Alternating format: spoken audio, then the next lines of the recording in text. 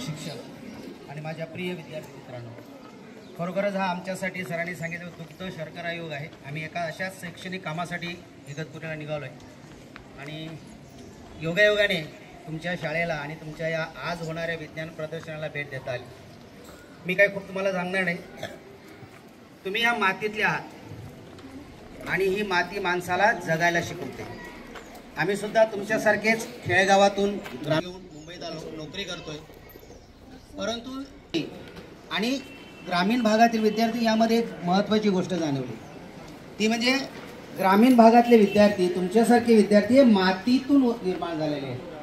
तुम्हाला जी शक्ती मिळते ना या मातीतून मिळते आणि त्यामुळे बौद्धिक संपदा ही केवळ शहरांची मक्तेदारी नाही आहे, तर इथं राहणाऱ्या प्रत्येक विद्यार्थ्याची ती मक्तेदारी आहे. प्रत्येक विद्यार्थ्याचा तो अधिकार आहे. तुमच्यामध्ये प्रचंड ताकद आहे, प्रचंड बुद्धी आहे, प्रचंड संपदा आहे, संपत्ती आहे. तिचा योग्य अशा प्रकारचा विनियोग करा. आज हे विज्ञान प्रदर्शन बघत असताना आम्हाला लक्षात आलं की अतिशय साध्या साध्या गोष्टी आहेत.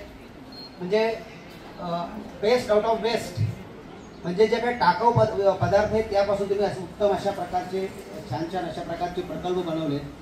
आमचं एल वॉर्डचं प्रदर्शन, मुंबईचं प्रदर्शन आता लवकरच भरणार आहे. आम्हालाही तुमच्या गोष्टी, तुमच्या प्रेरणादायी गोष्टी आमच्या विद्यार्थ्यांना सांगता येतील की अतिशय लांबून येणारे विद्यार्थी वेगवेगळ्या प्रकारच्या अडचणी आहेत, संकटे आहेत, त्यावर मात करून शिक्षण घेत आहेत आणि मोठं होत आहेत.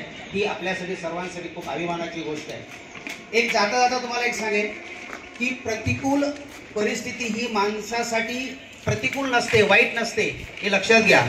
प्रतिकूल परिस्थिती माणसाला ही संधी देत असते आणि या संधीचं जो सोनं करतो तो जगामध्ये मोठा होतो. आजपर्यंत जगातली सर्व मोठी माणसं आहेत ते अशाच वेगवेगळ्या प्रतिकूल परिस्थितीला झगडून त्याच्यावर मात करून पुढे मोठे झालेले. तुम्ही नक्कीच भविष्यामध्ये असे मोठे होणार. त्यासाठी प्रचंड मेहनत करा, कष्ट करा.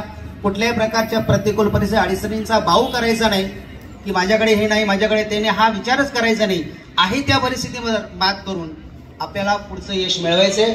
सर्वच तुमचे संस्थेचे पदाधिकारी आहेत, सर आहेत, मॅडम आहेत, सर्व तुमच्या पाठीशी गंभीरपणे उभे आहेत. आम्हाला या ठिकाणी खूप आनंद झाला, खूप छान वाटलं. तुमच्याबरोबर काही वेळ आम्हाला घालवता आला.